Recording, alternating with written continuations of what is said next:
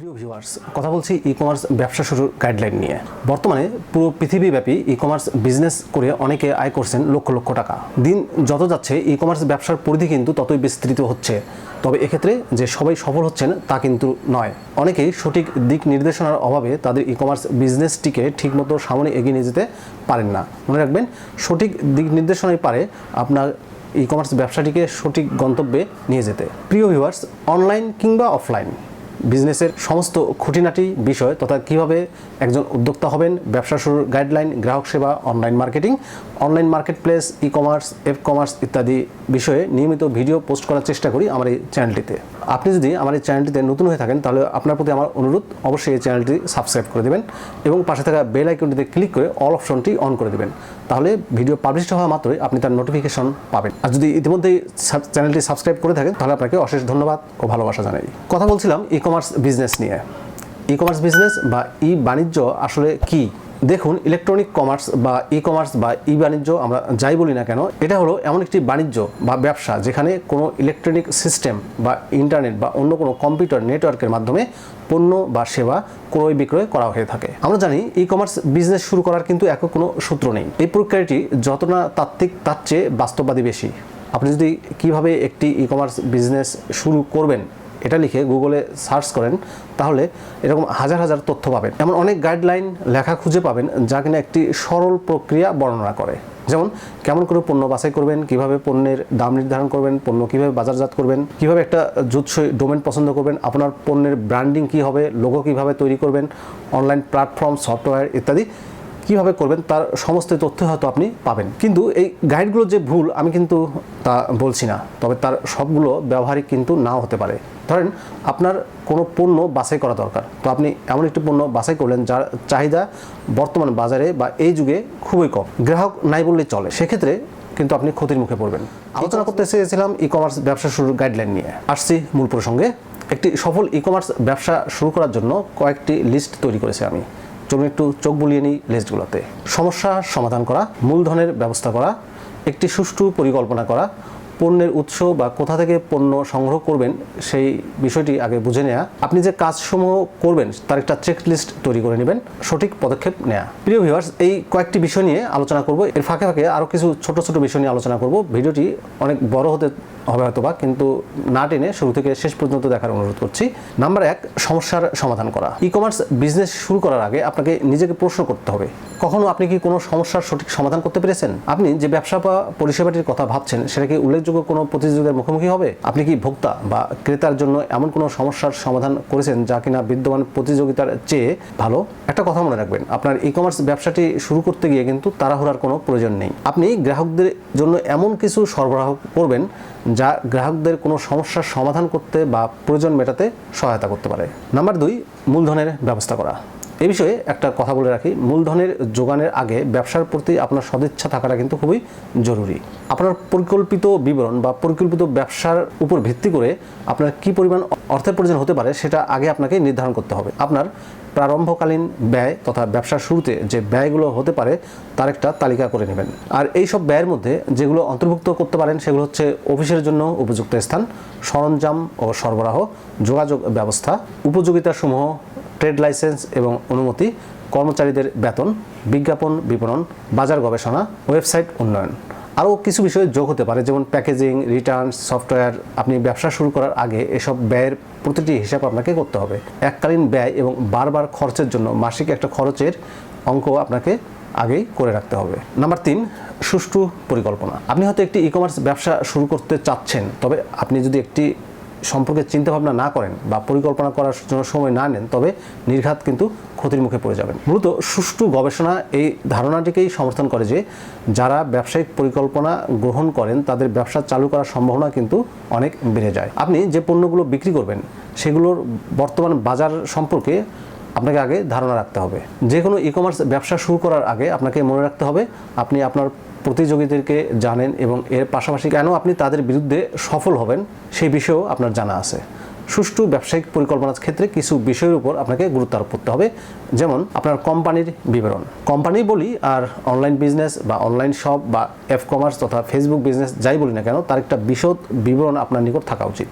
ব্যবসাটি কিভাবে পরিচালনা করবেন, পণ্য কী হবে, কোথা থেকে পণ্য সংগ্রহ করবেন, মার্কেটিং পলিসি কী হবে, অর্থের যোগান কিভাবে হবে, কিভাবে এটি অর্থ আয় করবে এবং আপনার এই ব্যবসাটি প্রতিযোগিতামূলক কিনা, অন্যদের থেকে কিভাবে আপনার ব্যবসাটিকে আলাদা করা যাবে, তার একটা সংক্ষিপ্ত রূপরেখা তথা বিবরণী আগেই তৈরি করে নেওয়াটা কিন্তু আপনার জন্য ভালো হবে। খ, বাজার বিশ্লেষণ।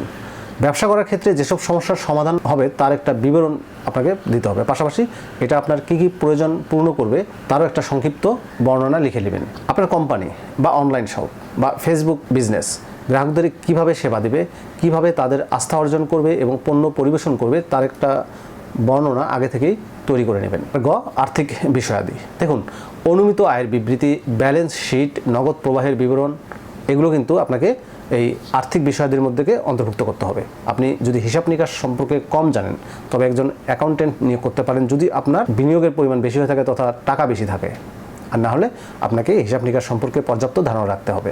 নাম্বার ঘ, ব্যবসায়ের model. E commerce business model কিন্তু রয়েছে 6টি, যার মধ্যে 4টি আপনার ক্ষেত্রে প্রযোজ্য হতে পারে। নাম্বার 1, ব্যবসায়ী টু গ্রাহক, যার মধ্যে প্রত্যক্ষ গ্রাহকও অন্তর্ভুক্ত থাকতে পারে। ব্যবসা টু ব্যবসা তথা বিজনেস টু বিজনেস, ব্যবসা টু সরকার তথা বিজনেস টু গভর্নমেন্ট এবং কাস্টমার টু কাস্টমার তথা গ্রাহক টু গ্রাহক। ই কমার্স বিজনেসের এই 6টি মডেল নিয়ে আমি পরবর্তীতে একটা বিশদ ভিডিও আপলোড করব, আশা করি দেখবেন। এবং বিক্রয় মাধ্যমগুলোর বর্ণনা। আপনার পণ্য আপনি কোথায় বিক্রি করতে চান? প্রথমে অনলাইনে বিক্রি করবেন নাকি অফলাইনে বিক্রি করবেন নাকি অন্য কোথাও বিক্রি করবেন? পরে কি একটা ওয়েবসাইট আপনি যুক্ত করবেন?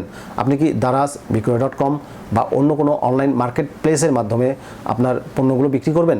এই সব সম্পর্কে আগে আপনার একটা পর্যাপ্ত ধারণা রাখতে হবে। প্রতিটি চ্যানেল কিভাবে কাজ করে, এর সুবিধা অসুবিধা এবং কিভাবে আপনার ব্যবসার প্রতিযোগিতা করতে পারে তা বুঝে শুনে চিন্তা করুন। চ, বিশদ পরিকল্পনা। দেখুন, বাংলায় একটা কথা আছে, প্রচারে প্রসার। আপনার ব্যবসা কিভাবে গ্রাহকদের দৃষ্টি আকর্ষণ করবে সে সম্পর্কে আপনার কিন্তু স্পষ্ট ধারণা থাকা জরুরি। আপনি কিসের মাধ্যমে আপনার ব্যবসাটিকে প্রচার করবেন? লিফলেট বিতরণ করতে পারেন, পত্রিকায়, টিভিতে বিজ্ঞাপন প্রচার করতে পারেন, আপনার স্থানীয় এলাকায় মাইকিং করতে পারেন, সোশ্যাল মিডিয়ায় আসতে পারেন। এক কথায় আপনার ব্যবসাটিকে সবাইকে জানাতে হবে, সবাই জানবে যে আপনি একটা ব্যবসা করছেন। এক্ষেত্রে প্রথম থেকে হয়তো সাফল্য নাও আসতে পারে, কিন্তু হতাশ হলে চলবে না। একটি সুন্দর ব্যবসায়িক পরিকল্পনা তৈরি করুন যা আপনার কাজে আসবে। নাম্বার 4, পণ্যের উৎস তথা কোথা থেকে আপনি পণ্য সংগ্রহ করবেন। পণ্য সংগ্রহ করা কি আসলে খুব কঠিন কিছু?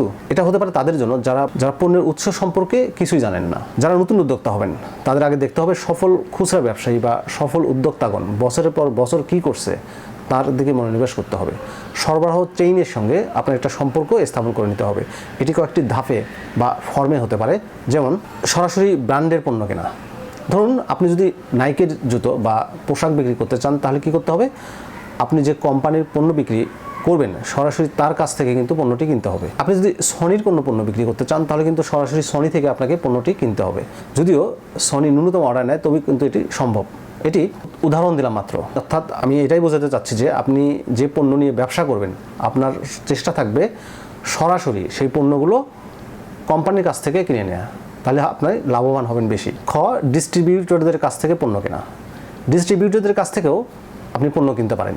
সারা দেশে এমন অনেক পরিবেশক আছে যারা নামকরা কোম্পানির পণ্যগুলো বিক্রি করে থাকে, তাদের কাছ থেকে আপনি পণ্য কিনেও আপনার ব্যবসা পরিচালনা করতে পারেন। নাম্বার গ, নিজেই পণ্য তৈরি করে বাজারে বিক্রি করা। আপনি যদি হস্তনির্মিত আসবাবপত্র, গয়না, খাবার ইত্যাদি বিক্রি করতে চান তবে আপনি নিজের ওয়ার্কশপে বা বাসায় বসেই কিন্তু এগুলো তৈরি করে অনলাইনে বা অফলাইনে দুই মাধ্যমে বিক্রি করতে পারেন। এছাড়াও আপনি সফটওয়্যার, ওয়েবসাইট তৈরি করে, ই-বুকস রেডি করে এবং অনুরূপ আরও যেসব ডিজিটাল পণ্য সহ আপনি নিজে তৈরি করতে পারেন এমন অনেকগুলো পণ্য আছে যেগুলো আপনি বানিয়ে বিক্রি করতে পারেন।